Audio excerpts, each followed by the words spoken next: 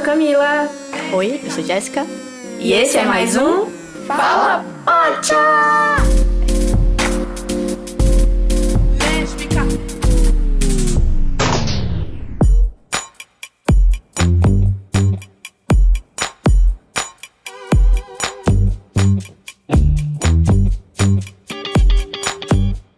Oiê, estamos de volta para o segundo episódio da nova temporada do Fala Pocha! E no episódio de hoje vamos falar sobre o filme tão aguardado por todas nós, N+. Yeah!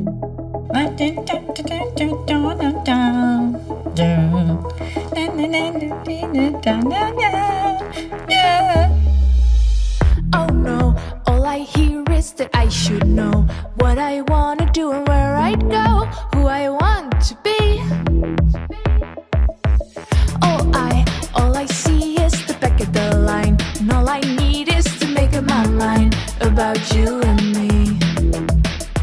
Bom, gente, eu não sei vocês, mas tipo, a gente tá muito animada porque finalmente a dona Netflix colocou N+ no seu acervo de filmes. E tipo, isso deu pra gente muita felicidade, porque a gente tá aguardando, né, amiga, esse filme desde 2021. Um ano aguardando a chegada desse filme aqui no catálogo do Brasil, né? Porque eles lançaram primeiro em Amsterdã. Infelizmente, não foi lançamento global. Mas enfim, chegou!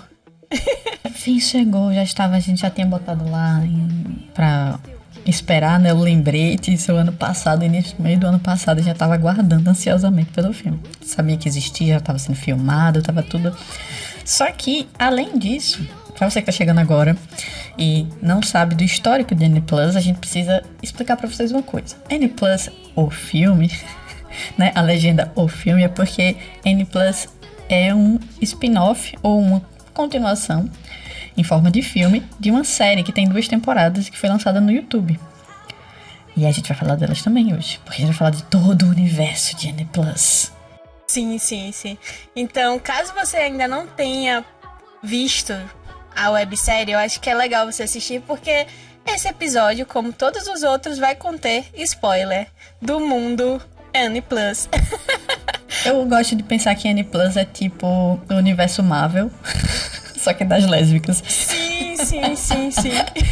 Eu acho que, tipo, essa ligação faz muito sentido, porque realmente existe uma diversidade, tanto de corpos como personalidades de mulheres, né, nessa série e filme, no caso agora. E eu acho que é muito legal porque você, de algum modo, você consegue se sentir representada. Ou, tipo, ver alguma ex nessas representações também, né? Além de se ver. E acho que foi isso que me impressionou, assim, desde 2019, ou foi 2020, não lembro ao certo, que a gente assistiu a primeira temporada da websérie, que é a websérie de 2018. Aí a gente, tipo, foi lésbicas um pouco atrasadas nesse fandom aí, porque eles já estavam bombando no YouTube na época que a gente assistiu, só que a gente não tinha achado essa série. Por ser de Amsterdã também, né? Tipo, querendo ou não, a gente acaba assistindo muita coisa americana e não tinha contato com essa produção maravilhosa, que inclusive já mostrava o quão longe poderia chegar desde a sua primeira temporada com baixo orçamento, né? Tipo, é incrível a primeira temporada. A primeira temporada é praticamente um flashback, né? São 6 episódios em que ele acabou de se mudar para o seu próprio apartamento, né? Ela tá com 24 anos, tá se formando e se mudou para um apartamento, e ela reencontra, no primeiro episódio, ela reencontra a ex-namorada, que é a sua primeira namorada, namoradinha de escola, né? Aquela coisa assim, amorzinho. E aí, esse primeiro episódio a gente conhece, descobre como é que foi esse relacionamento delas. Em cada episódio a gente vai acompanhando Anne se relacionando com uma ex-namorada, ou uma ficante, uma garota com quem ela teve alguma relação específica. São episódios muito bacanas, elas conseguem tratar. A roteirista é a Maldi e a Valerie, que é a diretora. Elas conseguem fazer de um jeito que estruturar, né, os episódios de um jeito que você vai realmente conhecendo cada personagem e as circunstâncias que levaram ao término, né, necessariamente, porque acaba que em todos os episódios tem um um break-up. Todo mundo termina, né? De intensidade e ao mesmo tempo rompimentos dramáticos e Ela sempre quer namorar. inusitados. Sim. Eu diria que ela reproduz um estereótipo, mas ao mesmo tempo não, porque ela, né, traz também outros elementos da série, né? Ela usa elementos dos estereótipos de identidade lésbica que se repetem em qualquer lugar do mundo. Sim. Se a gente vai pegar uma série do Rio Grande do Norte, da Polônia ou da Holanda, parece que sapatão é tudo igual, mas tem as diferenças, vamos lá. Sim, total. E isso é muito legal, porque a N Plus traz muito isso, né? Traz uma diversidade nas personagens com quem a Anne se relaciona amorosamente, quanto no elenco de suporte, né? Porque a gente tem amigas, amigos... amigos gays, amigas lésbicas, amigas que não são lésbicas, amigos héteros, e que estão ali dando esse suporte. Você também tem o pai e a mãe dela na série, que aparecem mais na segunda temporada, mas também estão ali. E você vai acompanhando o desenvolvimento, né, dessas personagens em paralelo à Anne. E uma coisa que eu acho muito legal desde a primeira temporada é os pais já serem muito ok com a sexualidade de Anne, né? Tipo, não é um empecilho para a relação deles. O empecilho realmente é a própria Anne pelos problemas dela e das confusões que ela vivencia durante toda a história, inclusive no filme, que já a gente vai entrar mais, né? Mas agora vamos pontuar também o fato de como ela perde o controle sobre os limites das coisas já na primeira temporada, né? Que ela acaba se relacionando com a chefe, cara. Uma coisa que eu queria salientar, que eu acho que é engraçado pensar, é que, assim...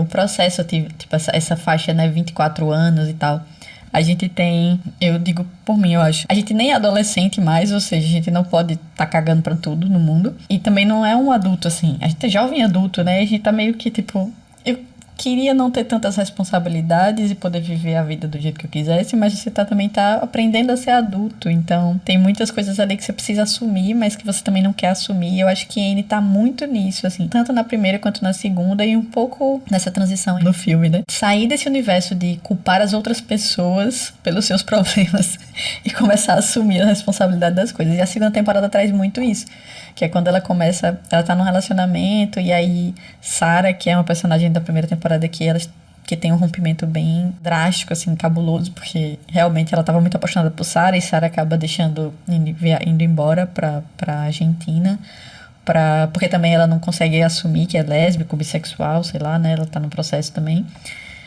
Tipo, Sarah tá tendo os próprios processos, Anne não tá tendo outros, mas ainda assim não consegue lidar com isso, né? Não consegue, por exemplo, conversar sobre isso, sobre essas coisas. E na segunda temporada ela tem que pagar as contas, ela tem que saber o que é que ela quer da vida, ela tem que decidir se vai continuar trabalhando onde ela tá trabalhando, ou se ela vai assumir os sonhos que ela tem e escrever e tal. E ao mesmo tempo ela começa a tomar algumas decisões, né? E nessa segunda temporada, ela volta com Sarah. E aí ela começa a ter um relacionamento e tá tudo, né, ok. E os personagens começam a voltar. Então a chefe volta, e é muito legal o episódio que a chefe volta, que na verdade elas são convidadas pro casamento da chefe, né? E meio que o casamento da chefe só tem ex da chefe, né? Total. E eu acho aquela cena muito constrangedora, que é na sala de jantar, assim, que a chefe chega pra conversar com Anne, e aí você vê que, tipo, velho, se Anne der mole, naquele momento vai rolar merda, sabe? Tipo, não merda, ia rolar coisa boa, no caso. Enfim, se Anne desse mole naquele momento, elas iam se pegar ali, sabe? E aí eu acho que é muito legal essa tensão que cria nesses momentos constrangedores, porque a gente, tipo, sabe que ela acaba indo muito por impulso e vai. E aí, tipo, você sempre espera de, tipo, não, isso não vai acontecer, só que depois você pensa, velho, é a Anne de novo, isso pode acontecer. E na maioria das vezes acaba acontecendo, né? E é muito engraçado isso também da gente tá ouvindo os pensamentos da Anne, assim. E aí, tipo, às vezes ela pensa que falou porque a pessoa, tipo, interage também com o Alf dela, né? Sim. Só que, tipo, eu acho que o legal também é isso, que eu acho ela um personagem muito transparente, assim, na confusão dela, sabe? Tipo, ela transparece isso pras pessoas. Ela está confusa e não finge que não está, né? Sim. Pelo menos nas temporadas. É um pouco de como a gente é apresentado, essa personagem da chefe dela é um pouco porta de entrada pra essa questão dos relacionamentos poliamorosos poliamorosos ou relacionamentos abertos, né? Já tem um gancho na primeira temporada, e na segunda temporada, nessa conversa mesmo que elas têm perto da mesa, que a chefe tá casando, mas as duas, ela e a esposa, mantêm um relacionamento aberto. Inclusive, eu acho massa que tem uma cena que a esposa, né, a futura esposa ainda, né, tá ali chorando, conversando no telefone, porque a namorada dela não vem pro casamento dela. A chefe e a atual noiva na época, porque ainda, elas não tinham casado, isso é da primeira temporada ainda, que ela fala, a única regra é não trazer pra casa. É a primeira regra que a chefe quebra com a Anne, né? Tipo, trouxe ela pra casa e aquele climão assim, eu fico, cara, você podia ter evitado isso. E os amigos falam, só que não adianta, porque ela toma as decisões dela. Ela se expõe do jeito dela. E aí não adianta, velho. Mas foi muito engraçado. Esse pra mim é um dos melhores episódios. O que a noiva chega e pega ela com a chefe. Nossa, você se sente constrangida por Anne. E isso eu acho massa da série. Você sente o que Anne tá sentindo, sabe? Meio que você, tipo, gera uma certa compaixão com as ciladas que a própria Anne se propõe a entrar, né? Porque ela se põe nessas situações. Não é uma coisa que aconteceu, não foi um acidente. Ela se põe nessas situações. Ela é tipo, não tem como te defender, amiga, né? Ela faz por ela onde, é o né? meme, assim, tipo, ela é esse meme, amiga. Não dá pra te defender, não dá. Um outro elemento que mostra como na segunda temporada ainda que Anne tá muito longe de estar... Assim, não tá muito longe, mas ela tá num processo muito ligado a essa adolescência ainda. Tipo, precisando exercitar essa maturidade. É justamente que os pais dela parecem um pouco mais e vão se separar, né? E ela meio que faz um drama, porque os pais estão se separando como se isso fosse algo com ela, né? Tipo assim, ela não consegue separar que a existência dos pais e o relacionamento dos pais não necessariamente tem nada a ver com ela, e que ela como uma pessoa adulta, né, para dar um suporte, conversar e se relacionar com eles de forma mais adulta, né, como se eles fossem pessoas e não só os pais dela, né. É um processo também que demonstra isso, né, tipo, como é que ela tá se entendendo no mundo e tal. Porque, tipo, ela não vai reproduzir os comportamentos dos pais, porque eles são de um outro grupo social, outra forma de viver o mundo. Mas ela também não entende, né? Tipo assim, tipo, só de se relacionar e tal, é bem assim. Eu tenho, assim, muitas questões com ele, eu acho ela meio problemática mesmo. Mas isso é legal, porque meio que ela não é aquela personagem que você adora, e aí tá tudo bem, você quer que tudo aconteça de um determinado jeito, porque você adora a personagem, né? E quando chega no filme, finalmente, a gente vai a partir desse momento em que ela tá se pensando nesse processo poliamoroso, refletindo sobre isso, e Sarah recebe é contratada para trabalhar em Montreal, no Canadá. E ela tá ali no final da segunda temporada refletindo sobre se elas vão terminar, se elas vão pra lá, se ela vai ficar, vai ter um relacionamento à distância. E a gente termina no final da segunda temporada com ela decidindo, mas não tão bem decidida assim, né, amiga? Você já vê no final da segunda temporada da websérie que ela não tá segura com relação a isso de ir pra Montreal, sabe? E ao mesmo tempo ela não quer deixar a Sarah, porque ela gosta de Sarah também, né? Tem esse detalhe.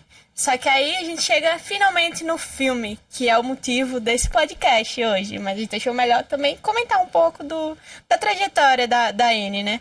Mas o que você achou, amiga? Quais foram suas primeiras impressões com relação ao filme?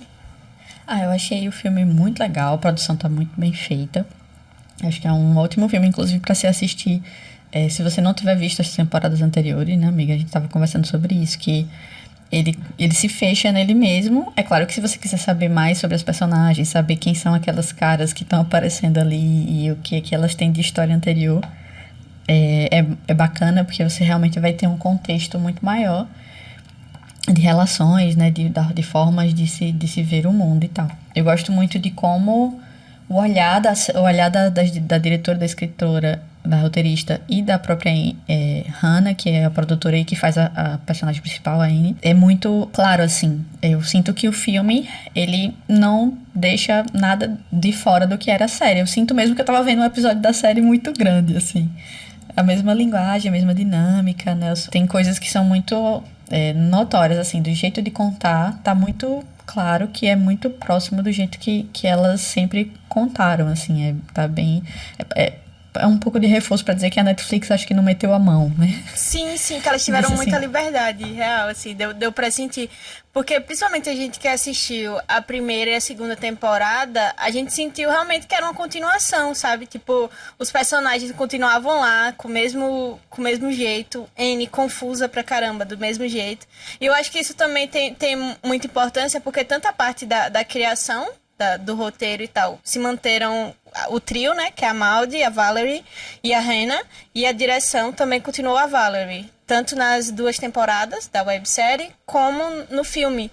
E aí você sente realmente como uma trilogia, meio diferente, né, mas que realmente funciona. E, tipo, sinceramente, eu acho uma das cenas, assim, mais legais é essa do começo, porque aí você, tipo, sente a websérie de novo, sabe?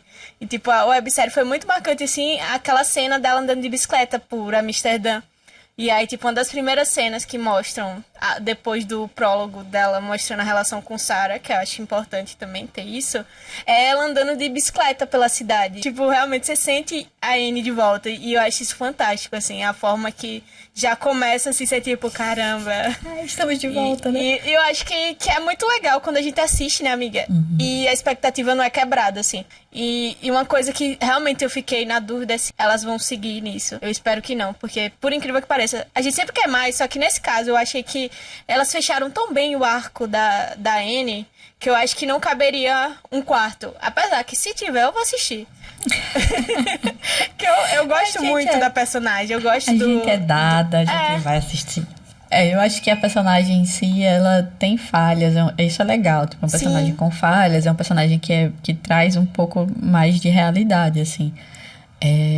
Outra coisa que eu acho bem legal, isso dessa forma, né, a gente tinha falado várias vezes, mas isso da diversidade do elenco, da diversidade de histórias entrecontadas, né, tipo, a gente tem a história de Anne, a gente tem algumas histórias dos personagens que estão ali, que no filme não dá pra aprofundar tanto, mas que a gente tem esses elementos nas temporadas anteriores.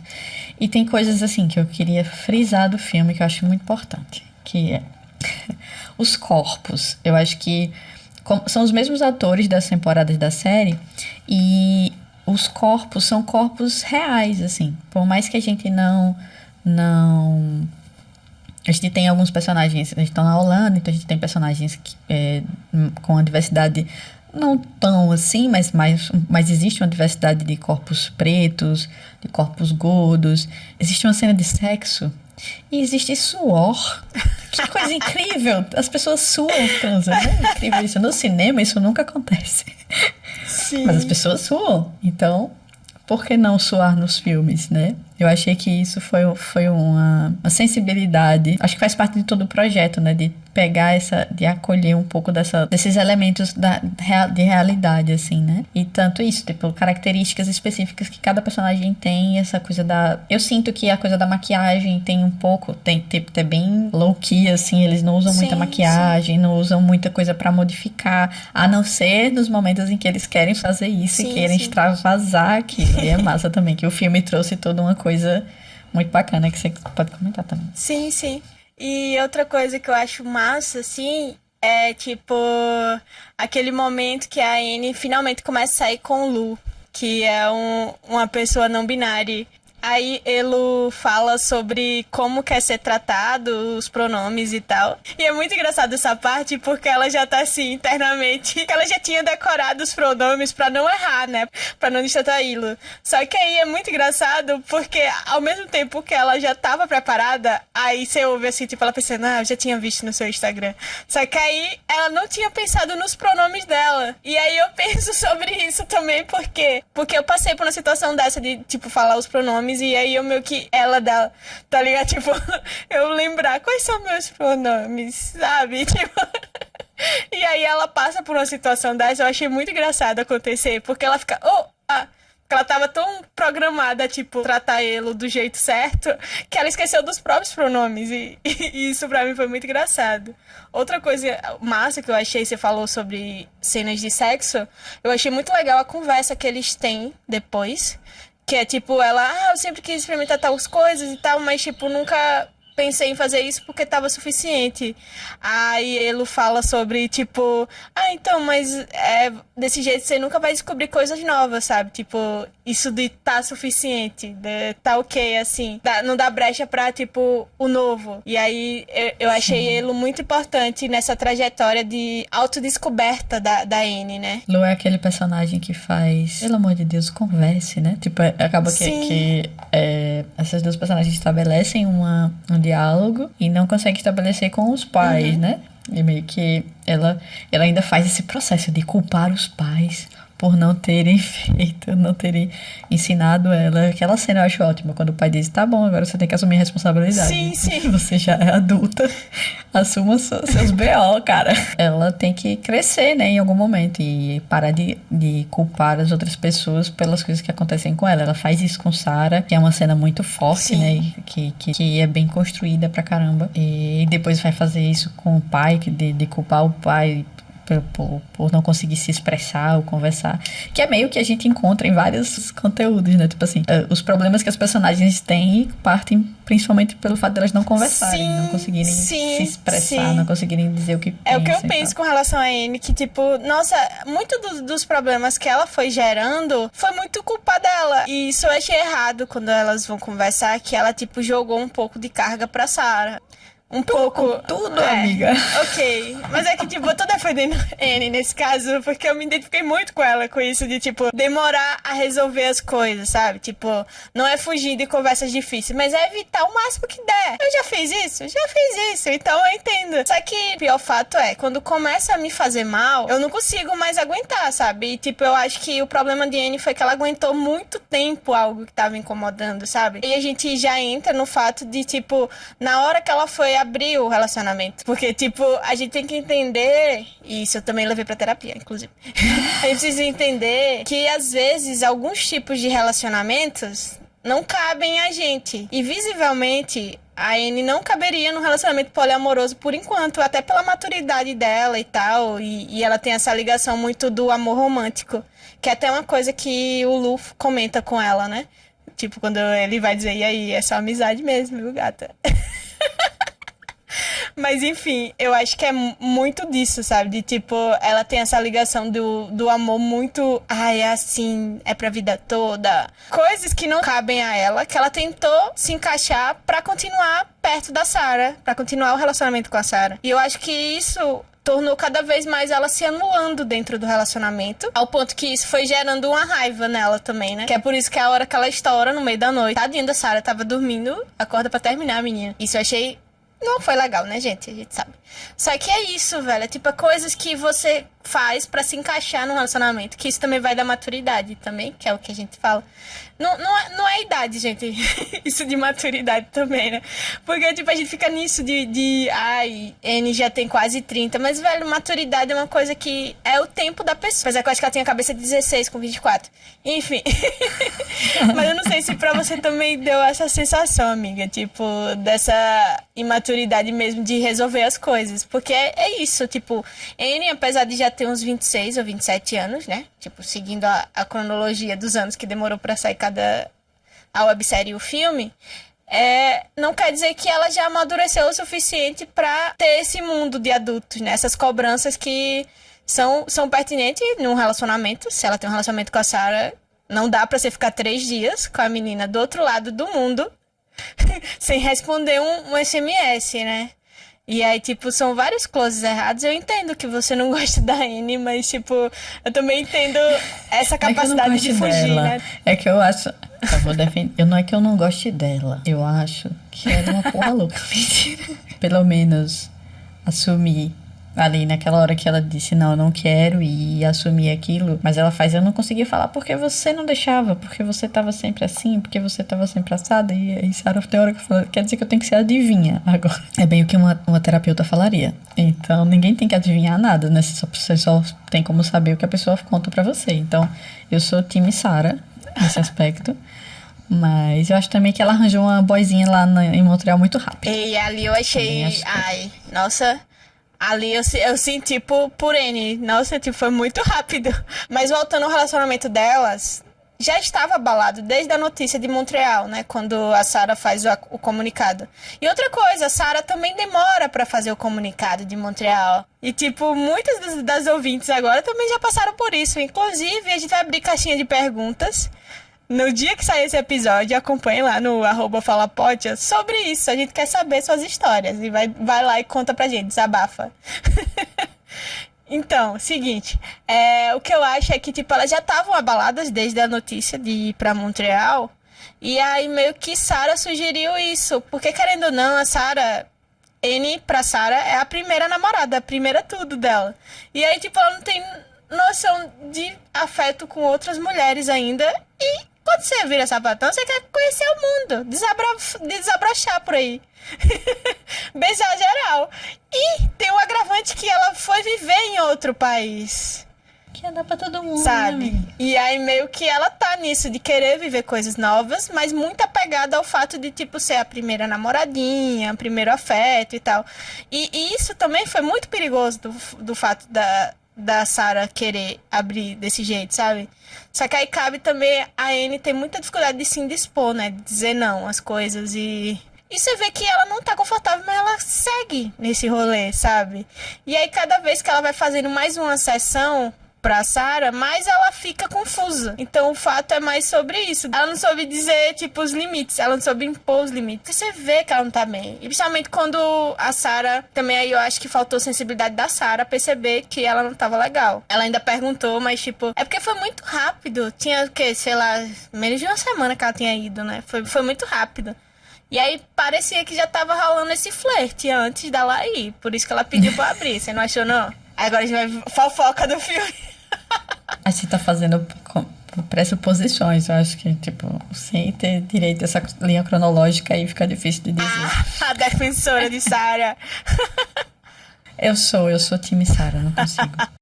Mas tem umas curiosidades, né? Personagens fazem um crossdresser, né? Então a gente tem vários personagens que a gente já conhecia e que elas fazem todo um desfile e tal, brincando com esses elementos e usando mesmo, né, desse processo de ressignificar esses papéis sociais, né? Dentro dessa sequência no filme. Mas também é só um ponto, né? Do resto do filme a gente não trabalha tanto isso, a não ser o personagem de... Mas eu acho que isso também foi muito importante pra formação da identidade da Anne, né? Que, tipo, ela só se entendia apenas como uma mulher lésbica, mas, tipo, o que disso pode repercutir ou reverberar na comunidade que ela faz parte, mesmo que direto ou indiretamente. Eu acho que, tipo, esse momento do crossdress foi muito importante pra ela, também pra ela se entender dentro da comunidade queer, né? Não fazia parte do processo dela de conhecimento, porque pra ela foi uma luta, tipo, se entender como pra maioria das pessoas LGBT se entender como LGBT. Só que aí, tipo, essa parte do coletivo é muito legal também, que você acaba, tipo, descobrindo com a Anne também essas possibilidades, né? E, tipo, essa passagem, né, de se vestir, de, tipo, interpretar o outro gênero e brincar, né? Porque gênero, na verdade, também é uma interpretação, né? Eu acho que é um processo que nossa geração tá passando. A geração depois da gente já tá mais desconstruída, né? Sim. A nossa geração tá passando por esse processo e a anterior precisa trabalhar isso. Sim. Para poder se sintonizar, né, com o que a gente tá vivendo nesse momento. Eu acho que é muito importante as obras audiovisuais trabalharem, né? E principalmente nesse movimento, assim, trabalhar não no movimento de estranheza, de trazer uma coisa comum, né? É justamente quando você pega uma personagem principal que começa a repensar e ver as coisas do mundo dela a partir de uma experiência nova, né? Se abrir para isso eu acho massa, porque é como se realmente você estivesse dizendo, isso existe e você tá dentro desse mundo, e como é que você vai se relacionar com tudo isso que tá aqui que você desconhecia e ignorava, né? Eu acho bacana como proposta também, né?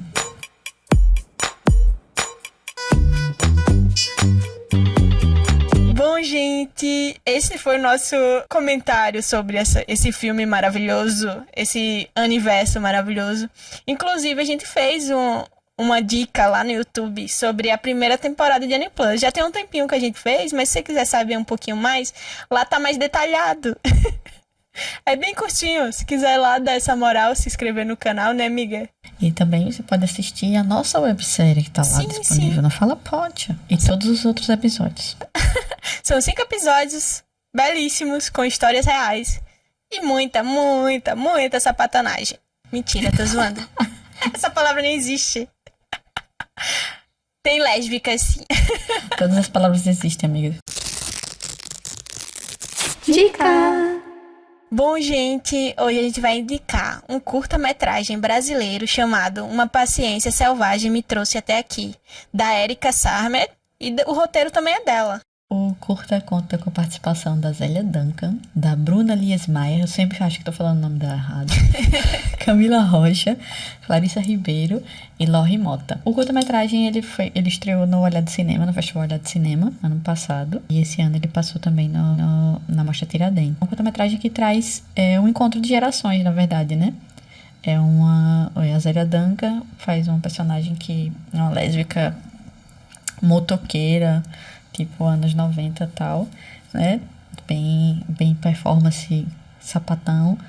E ela encontra esse grupo de garotas na night e ela vai pra casa delas e elas começam a conversar e meio que trocar figurinha de como era ser lésbica na época, né? Em que Zélia Duncan não Zélia Duncan, né? Que a personagem se entendeu dessa forma. E as meninas falam sobre essa vivência delas hoje, né? E aí o filme traz essa parte de ficção com alguns trechos de depoimento, né? E também trabalha umas imagens de preenchimento com um pouco mais de poesia e tal. E eu acho bem bacana o curta, né? É muito legal, tipo, esse tipo de produção tá rolando e tá participando de festival e tá ganhando festival. O curta ganhou o prêmio de melhor roteiro, se eu não me engano, em festivais internacionais também. Então, gente, uma curiosidade sobre esse curta-metragem é que nossa amiga Naira Ivini também fez parte. Ela é continuista do curta-metragem. Pra quem não sabe, ela gravou com a gente no episódio 10. Bom, então, uma das coisas que eu acho mais fascinante desse curta-metragem é a cena que a Vange já tá na casa das meninas e uma delas e ela tipo tem aquele tom muito nostálgico de falar como se ela ainda não estivesse vivendo as coisas, né? E aí é uma mania que às vezes a gente se passa e acaba até fazendo também no nosso dia a dia. E depois disso eu comecei a repensar, porque ela fala sobre no meu tempo não era assim e tal. E aí uma das meninas fala pra ela: "Ué, mas seu tempo não é agora?" E, tipo, é muito disso, pô. Tipo, não existe isso no meu tempo. A gente tá vivo e tá em movimento o tempo todo. Então, o nosso tempo é agora mesmo. E aí, quando ela falou isso, eu fiquei, cara, é realmente isso. Não faz tempo. Não tem isso de nosso tempo, porque a gente tá no agora. Mesmo que a gente vá interagir com pessoas mais novas, né? Eu espero que eu seja uma pote quarentona, assim, vibes, né? Que consiga falar com os jovens, né? Tipo, por enquanto eu consigo. Eu espero que eu continue assim. Que a gente não sabe, a próxima geração, né? E outra coisa também que você também citou, isso quando a gente estava falando sobre Annie Plus, é sobre os corpos plurais também. Isso eu achei muito legal que a Erika soube abordar, né? Tipo, sobre dar visibilidade a esses corpos. E outra coisa também que me surpreendeu muito, a Zélia como atriz, sabe? Tipo, nossa, a mulher tem um vozeirão daquele e arrasou na atuação, né? Eu já tinha visto ela atuando como a mãe da Manu em Esconderijo, né? Uhum. Só que é um personagem muito breve, né? Nesse, tipo, ela com falas maiores e sendo a principal, né? Porque ela é protagonista de toda a narrativa. Eu achei muito legal ver esse lado da Zélia atriz, né? E ela já comentou em algumas entrevistas que foi muito importante pra ela fazer a personagem, porque ela mesma teve muitas barreiras pra se assumir no processo e se nomear e se colocar como lésbica, né? Pra ela disse que foi um processo mesmo, pessoal, e de se relacionar com essa personagem da Vange e assumir quem ela era nas câmeras, né? Então, pras câmeras, e ter um registro disso é bem bacana, essa experiência que ela traz, né, nesse depoimento. Sim, sim.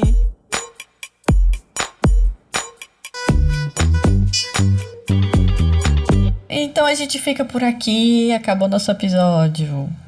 Mas fiquem tranquilos que já tem um novo episódio. E não esquece de seguir a gente. A gente tá bem mais ativa esse ano lá no Instagram, então é só seguir a gente no @. Fala, pocha! E a gente queria pedir agora, se você ficou até o finalzinho, que começasse a mandar áudios pra gente, pra História do Brejo. A gente vai reabrir esse quadro aqui e a gente precisa muito da ajuda de vocês, né, amiga? Exatamente, precisa de histórias de pote. Como é que a gente sobrevive sem história de pote? Sim. É isso, gente. Mandem áudios. Até a próxima. Tchau. Tchau. Fala Pote é feito por Roteiro: e apresentação Camila Pedrosa. Jéssica Araújo. Edição: E mixagem Ada Viana.